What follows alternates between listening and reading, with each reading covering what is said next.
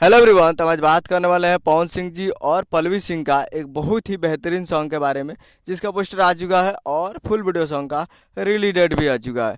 और इस गाने को लिखे हैं विजय चौहान जी और इसमें म्यूजिक दिए हैं आर्या शर्मा जी। और इस गाने को गाए हैं पवन सिंह जी, जो कि आपको स्क्रीन कवर दिखाई दे रहा है। जिस सॉन्ग का टाइटल रखा गया है कुकुरू कू जब मुर्गा बोली, कुकरू कू जब मुर्गा बोली, जिसका टाइटल है। और वीडियो में है पवन सिंह जी और पल्लवी सिंह जी।